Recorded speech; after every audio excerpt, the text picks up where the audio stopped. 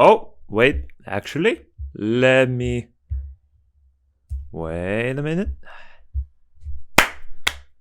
Yes, we have news about a lot of exciting stuff. First of all, as you can see here, this is the new summoner that is being released, and we have a short preview of her skills.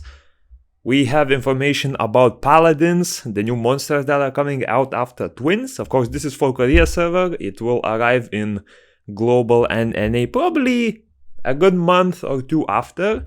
But still, this is very important information, a lot of important updates here, so yeah, let's go. Okay, so to start with, these changes are happening on the 3rd week of July. I don't know if they're counting Saturday and Sunday for them, because Saturday, Sunday was 1st and 2nd, so whether it happens on the 13th or on the 20th, we'll yet to see.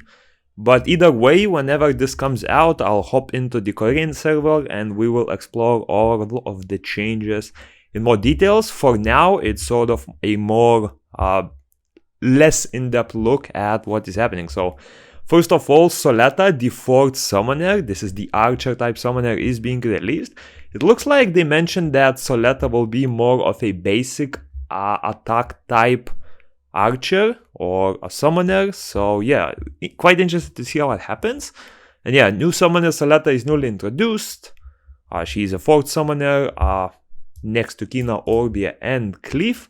And yeah, Solata is an archer type summoner with the ability to strengthen herself and her allies while being a single range dealer. So this is interesting. So it looks like she will, instead of using skills to do damage, she will work a bit more like Kina, where not only she will support herself, but dish out the damage through basic attacks. So I'm assuming most of their skills will be focused on buffing her basic attack damage, maybe stuff like attack speed. Yeah, let's see if we can make out something from these skills. Okay, and even says here that momentary damage may be a little low, but it will stack up in the end. So basically, most likely this refers to stuff like HP scaling. For example, targets missing HP scaling, where the less HP the target has, the more damage she does. And yeah, as you can see here, the fire attribute can do a lot of damage to tanks with high HP and def through reduced defense and fixed damage proportional to maximum HPs. Ooh, this could be a complete cleave counter, maybe even for some Kinas as well, I suppose. Fixed damage, if they refer to the actual fixed damage, as you know, is just damage that ignores everything. It's just, in other games, it's called true damage. Basically, if you have 100k HP, it says 1% damage, it will do 1000 damage to you. Doesn't matter if you have any like defense buffs, any damage reductions, none of that matters. 1000 damage is 1000 damage. The water attribute has the fastest attack of all attributes and can immobilize enemies, so looks like some sort of a CC effect. And fastest attack, I'm not sure if that just refers to her basic attack speed being higher or something, or if she will be similar to the water Kina, where she receives like attack speed buffs. But yeah, it's gonna be either a higher base stat for attack speed or some sort of an attack speed buff. The wind attribute can indirectly incapacitate enemies through continuous damage. Sleep and debuffs cannot be dispelled and can spread debuffs to nearby enemies using a special effect called contagion. Okay. Ooh. Wait, continuous damage, so some kind of a dot. Sleep. Not a big fan of sleep because with sleep, I mean, you wake up after a certain amount of hits, and if the summoner is based on doing those basic attacks a lot, it's gonna wake up, unless that sleep is like AoE, so you sleep everyone around you and start hitting one unit. In that case, it would be super OP, but if not, if it's just like a single target sleep, I don't see it being too amazing. And debuffs cannot be dispelled, so this most likely refers to debuffs cannot be dispelled. Yeah, so she most likely will be like the fire or water magical archers, where you apply that block beneficial effect to removal and are not able to just remove any debuffs before removing that one, and can spread debuffs to nearby enemies using a special effect called Contagion. This is interesting. So, I mean, there is a lot of potential with a lot of units. Like, a lot of really OP units sometimes have amazing debuffs, but they are single target debuffs. And imagine applying a lot of those debuffs to some frontline unit and then just spreading it out to everyone. So quite interested to see whether this will work with all debuffs or just debuffs that she gives. If it's all debuffs, this opens up a lot of potential for interesting combos. But nonetheless, this is a cool mechanic, and hopefully it gets introduced to most summons, not just this summoner. Light attribute makes heavy attacks one step at a time and becomes stronger the more you attack the same target. So just some sort of a stacking damage, not too much info on this one. And dark attribute allows you to use skills more often the more you attack enemies. So probably gonna be something like you hit and you reduce cooldown or something, or get a cooldown buff. And is specialized in gathering enemies and blocking their abilities by using Oblivion, Gathering, and Binding. Oblivion on a summoner. Oh. I'm a bit confused what Gathering means. Binding is most likely referring to a root. So basically, it's a CC effect where you're still able to attack, but you just cannot move. I'm not sure what Gathering is. Maybe a blind or something? But yeah, Oblivion on a summoner. That is super scary, because Oblivion counters a lot of units in this game. Like, a lot of units have passives, and if you are able to see, the problem with units like Thessalion or whatever is they usually just auto attack, and in most cases you are not using them as a soul link, so they make up their mind on who to attack and they will attack it. In this case with a summoner, you are able to choose who to attack, so this could be super game changing actually. Or it will be permabanned. I mean, we'll get to see. But yeah, that's about it for the summoner, and we'll look into more changes that are coming. Okay, a lot of changes to a lot of party and single player dungeons. So the most notable ones is that energy recovery speed is decreased from 7 minutes to 5 minutes, or rather increased, I guess. So you're getting like what, good 20-30% more energy overall. And also the maximum refresh cost is reduced from 500 to 300. This is a huge change, because 300 is sort of comparable to the current recharge rate of like Path of Growth and Essence Dungeons actually. I think it would be equal to the 150 cost Path of Growth. So even at the maximum cost, it is still cheaper than the last 2 refreshes of Path of Growth currently. So just to give you some perspective. So yeah, this actually allows you to spend a lot of crystals at once. I'm not sure how the prices will be modified for the previous, if there will be still 10 different tiers of different prices, or it will just cap out at 300 overall. But yeah, this is gonna be super huge. And yeah, a few changes to party dungeons. So stuff like rifts will become solo content, seal will become 3-person and solo later on. Not too much info about it here. Okay, and secret dungeons are getting completely revamped. So first of all, you'll be able to acquire every single light and dark Nat 4 from there, except for the collab ones. So stuff like AV, King, and Moomin Rider. This is huge because some of the Nat 4s are really game changing, both in PvE and PvP. So for example, like Croa is an amazing PvE unit, Crow is an amazing PvE unit, whereas units like Iona, the light, what's she called, Epician Priest, or the light Cowgirl are super amazing PvP units. So this is huge. You will also be able to get pieces for the 5-star light and harp. Wait, is it light and dark? No, not light and dark. The water, fire, and wind harps.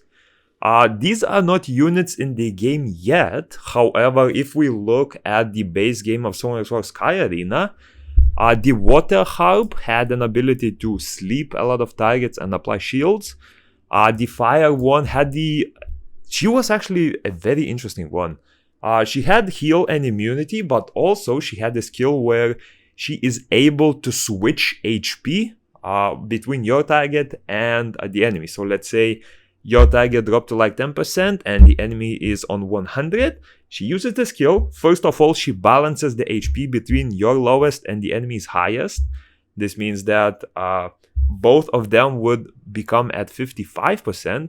And after that, she would, on top of that, do a little bit of damage to that target. And I believe you also healed up a bit from there. So this could be huge. And the wind one was probably the strongest one. It was, I think it's still meta actually in that game. And she basically had a similar heal and immunity as Fire one. But on top of that, she had the ability to prevent death, similar to what the Dark one has now. So I'm not sure if it will be copied similar to that, but yeah, we're yet to see. The dungeon will have 7 floors, and it will basically work like Expedition, where there are certain requirements for monsters, most likely elements, types, all of that jazz. And there will no longer be any secret energy, so no need to stock it up, because you will need to exchange it later on through one of the NPCs. Now, about elite raids, this was rumored before, I believe I talked about it as well. Basically, they're pushing raids to become single player accessible as well, so the buffs you get from that little NPC will increase, and some changes to Naraka, Kalia, and Farakel will be made, because those are, like, even if you have good stats, those are hard to do solo because of the mechanics alone. For example, in Naraka you have 3 towers, so most likely there will be 1 tower or something to defend. In Kalia, you have the stone mechanic, I believe, which sort of is hard to do if you are solo, especially if, let's say, your front line gets hit and you don't have your healer.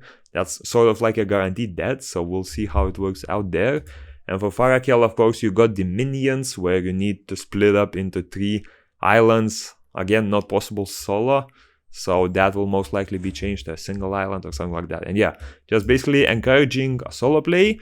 However, party play will still be available if you choose to do it. Now, this is interesting. I feel like this is a bit of a negative change in a way, but in Galagos Ruins, so if you lose the battle, you will no longer use up monster energy, which is of course a good thing, amazing thing.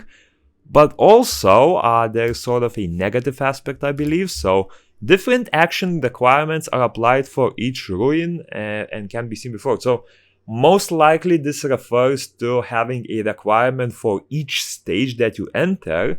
And as you can see, summons with lower power, action, I mean it's power basically, then the required level cannot be entered or replaced within the ruin. So this puts a lot of block to the units that you can use.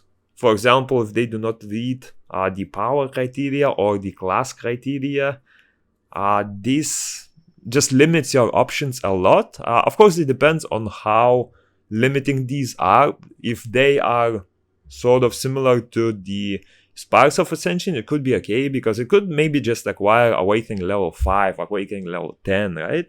But if it puts a hard cap, such as like a fire element only, or warrior only, or maybe even fire warrior only, that could be pretty difficult. But the first part, love that. The second part, that doesn't sound too promising, let's say that. And this is some news about the soul connection system that is gonna be happening. You probably already seen a small little button on the left bottom corner of your monster overview. It says soul connection or connection or whatever like that.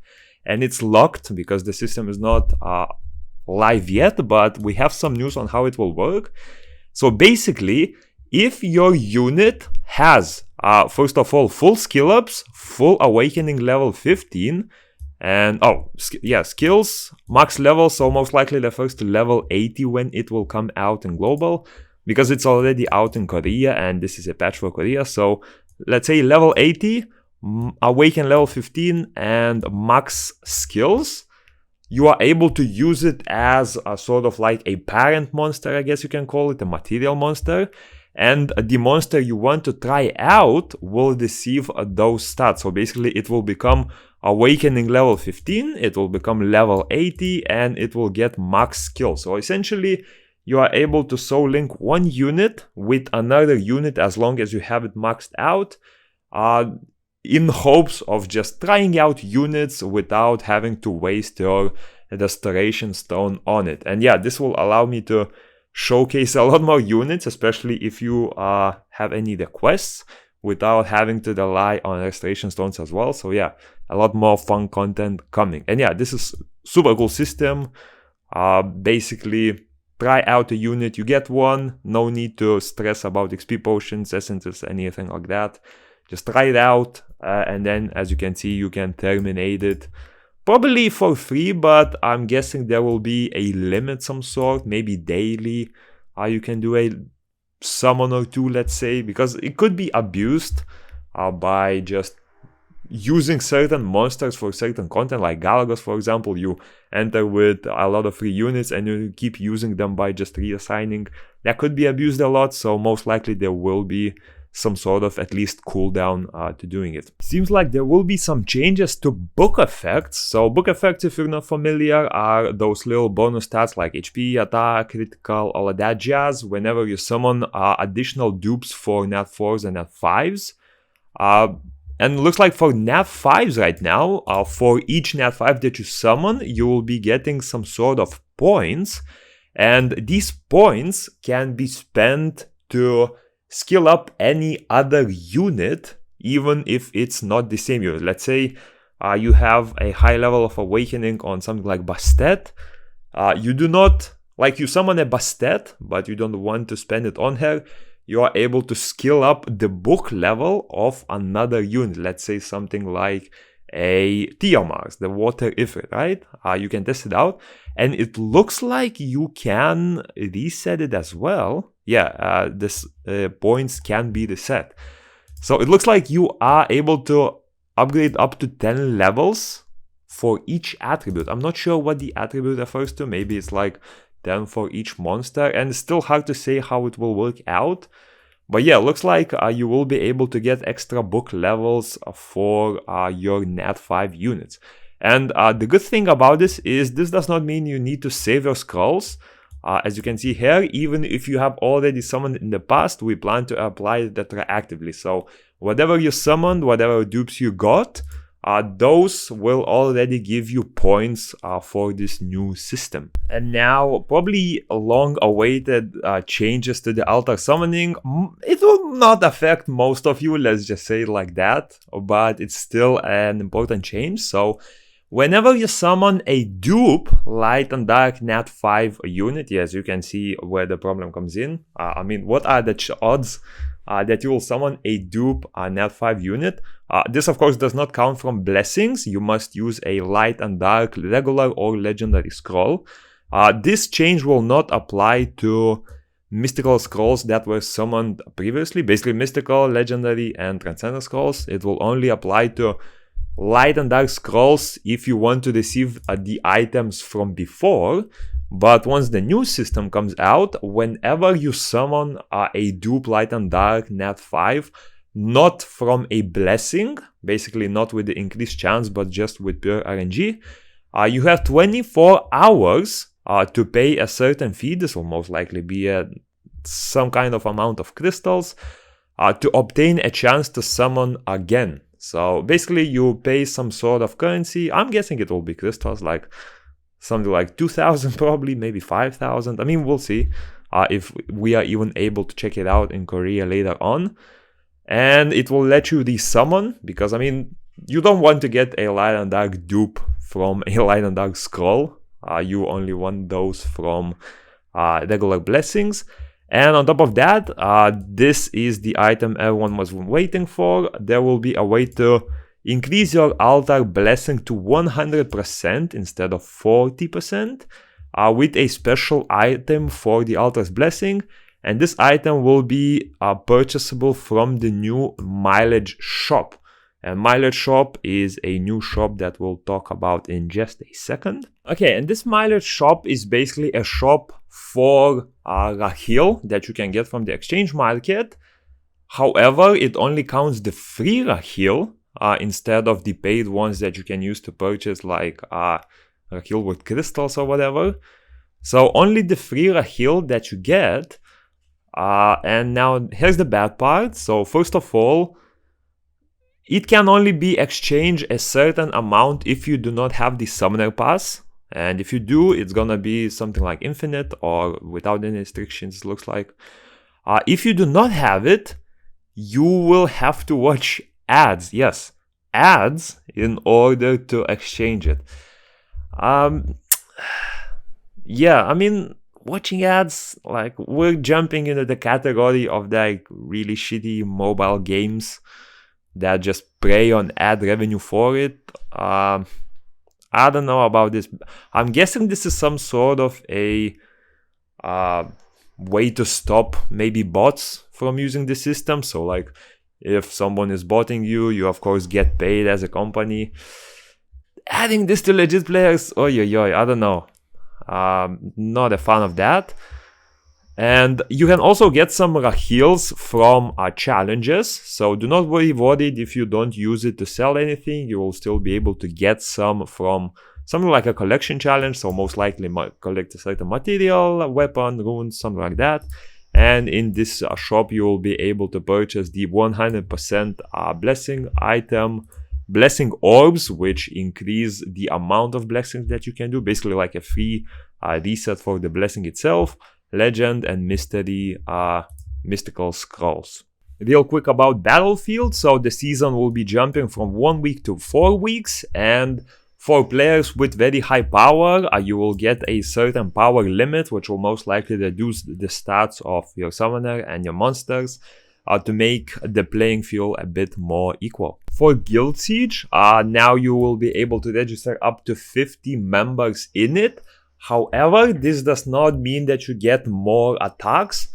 It looks like the total amount of attacks will not exceed 250. So basically how it works is, if you have up to 25 people, each of them will receive 10 attack tickets as per usual. So most likely 5 first half, 5 second half, or maybe you'll just get 10 on the first half now. But if you get 26 or more people, the tickets will be spread evenly across all of them. So let's say if you have 50 people, each of them will be getting 5 tickets instead of the 25 getting 10 tickets.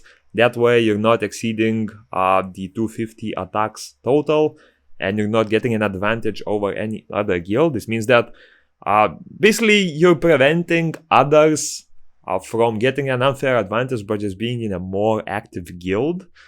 And yeah, this is a good system, I feel like. It allows people to participate more, even if others attack a bit less.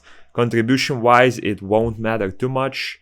And yeah, decent system overall, I would say. Seems like this will be some sort of new guild content. So, guild hideout, depending on the level, the appearance of the tower changes, and the production fee for all guild members is discounted. To build and level up towers, you must donate the required materials, which will reward you with gold points and guild coins.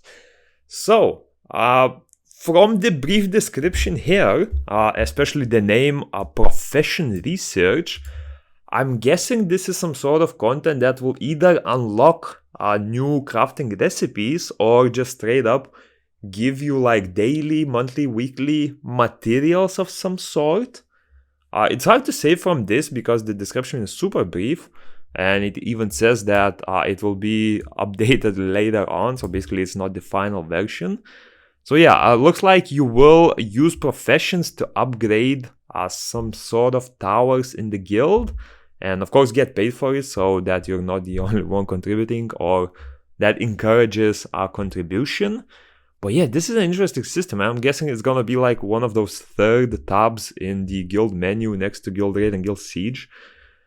Quite interested to see that. Once it comes out, I'll try to showcase it in Korea as well, so stay tuned for that. There are quite a few quality of life changes. I won't go over too much of them. You can pause the video and read them all right here.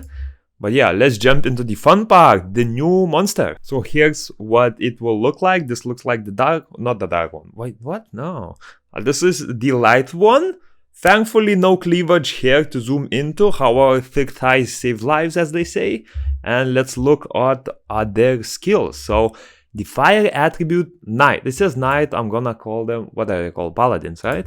The fire attribute knight, the fire attribute Paladin recovers the target's HP while pulling enemies within range and binding them, granting them the ability to disable debuffs. It also dispels debuffs and grants increased defense to allies. Each successful damage over time dealt by teammates heals the target and self. Okay, let's analyze this. So, that covers the target's HP, so a single target heal on someone you select while pulling enemies within range and binding them.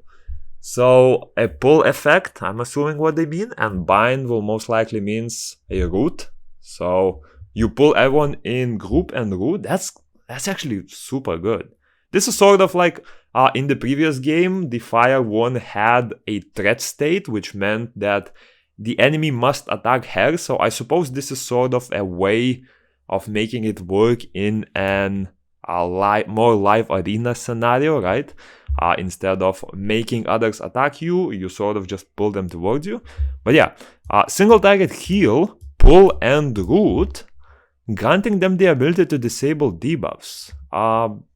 That's either a bad translation or it means something like, again, that effect that does not allow you to cleanse anything. Could be that.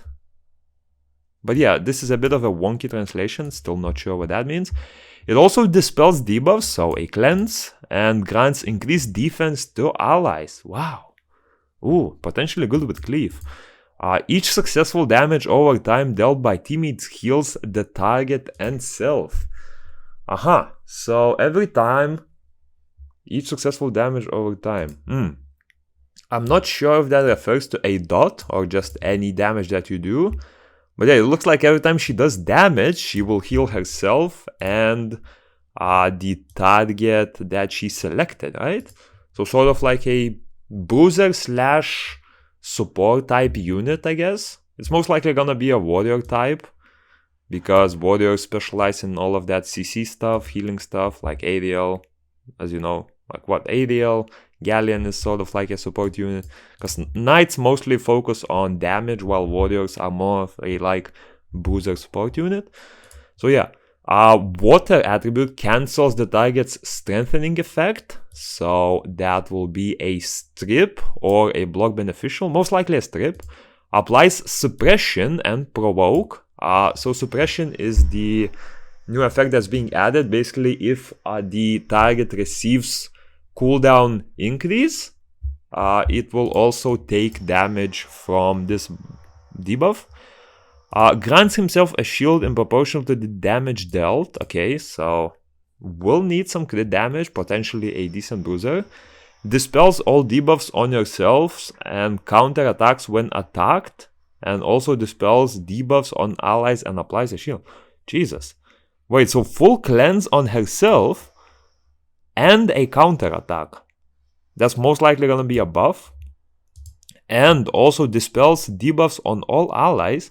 Doesn't say all, but it does say multiple debuffs. So we'll yet to see whether it's like 2, 3 or all of them.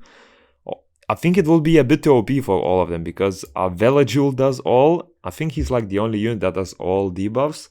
And he is not that strong overall because of his kit being quite weak otherwise. But yeah, cleanse and shield. So something like arena, I guess you can call it. When your shield is destroyed, it recovers a certain amount of HP for teammates. So most likely excluding herself. And when an enemy or ally summons and uses mana recovery speed or mana gain decrease. That's so specific. Cancels all buffs of the target summoner, increases mana consumption, and deals fixed damage. Oh my god, wait. The debuffs are insanely OP, but let me see who actually has this. So, mana recovery speed and mana gain decrease. Okay, let me see. Okay, so for mana regen speed, we have Konamiya if he cleanses electric shock. We have Verdeheal, wind, what's it called? Wind, Sylph that no one uses. However, he will be in an event soon. We'll get him for free. The Light Celia, the Light Harp, Genos, light panda, light chimera, and light sky dancer. So very, very sort of like super situational picks for there. For mana increase, we have a bit more options. So from the easily accessible ones, that will be Bastet, Tiana. That's a Tiana sort of like nerf. That's wild. Juno! Yes! Yes, an indirect one, but a Juno nerf nonetheless. Love that. And also units like Alicia, Garo, finally maybe a Garo nerf. I'm not even sure how it works with Garo, but yeah, love that. And for units that decrease mana, very short list. So light Eleonora, light Panda. And from the more easily accessible ones, Hathor, the Wind Desert Queen, and Chivu, which everyone actually gets for free. So a decent counter, I would say, mostly focusing on the mana gain, because Juno, Bastet, Tiana, like those are, well, at least Juno and Tiana are quite meta picks in PvP. Bastet is decent, it's more of a like early game option before we have any better PvP units. But yeah, pretty interesting there. Okay, let's look at the Wind one. In the previous game, she was sort of like full support healer. So Wind attribute Paladin removes debuffs from allies, so a cleanse, multiple cleanse most likely, grants invincibility to teammates, and taunts enemies while destroying HP and shielding. Holy, this has to be like a 5 mana cost. Because, wow. Oh, actually, you know what? There's no immunity this time. In the previous game, she did have immunity. It looks like she does not have it here. She has invincibility instead of the immunity. But yeah, a cleanse is really nice. Taunts enemies. I am very surprised at that. So she basically provokes everyone. The problem is that I see is allies. It mentions allies. So this might mean that it does not affect her, which would be a bit bad, because they will most likely be frontline units. So yeah, reduces damage received per evasion rate. Aha. Okay. And apply spell shield to self when evasion occurs. So basically, if you have high evasion on her, she will keep getting spell shield. Grants an attack power increase buff when the team recovers from a raid. What? This makes no sense. This must be some sort of a debuff, maybe like a stun or something. I'm not even sure. It definitely doesn't refer to the actual raid content, but oh, she can't. I don't know. This doesn't sort of feel that great on her. Like attack power, but her heal will most likely be scaling with HP, would be my guess. And yeah, sort of weird unit. The first part looked pretty strong, but yeah.